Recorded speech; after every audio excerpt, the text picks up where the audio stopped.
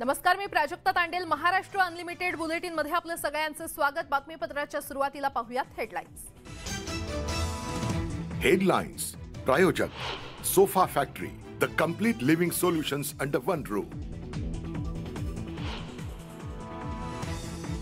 शेतकऱ्यांच्या कृषी पंपांना दिवसा 12 तास वीज देण्याबाबत सरकारकडून हालचाली सुरू. या वर्षाअखेरीस योजनेची सुरुवात होणार असल्याची उपमुख्यमंत्री फडणवीसांनी दिली मोठी माहिती.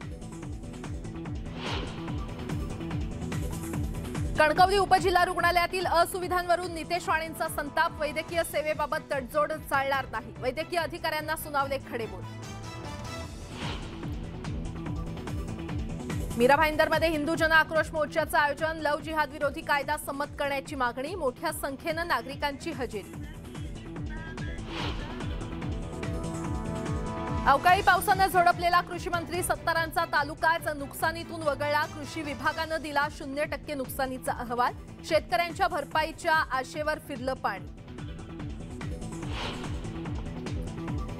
जळगाव जिल्ह्यातल्या मुक्ताईनगरात 1 कोटींच्या वर गुटखा पकडला. राज्य उत्पादन शुल्क विभागाची कारवाई.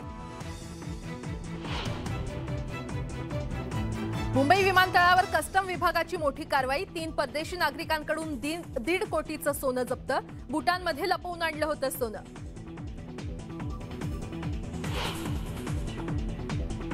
समृद्धी महामार्गावर सिंदखेड राजा इथे भीषण अपघात. कारवरील नियंत्रण सुटल्यानं झालेल्या अपघातात 5 जणांचा मृत्यू तर 3 जण जखमी.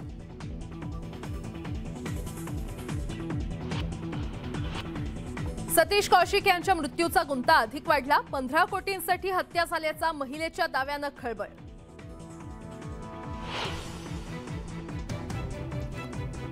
राज्यभर रंगपंचमीचा उत्साह. सोलापूर, पंढरपूर आणि नाशकात रंगात रंगले आबालवृद्ध.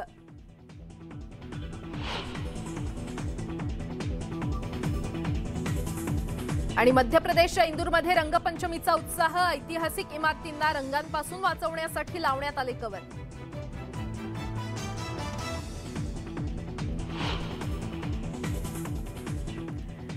महाराष्ट्र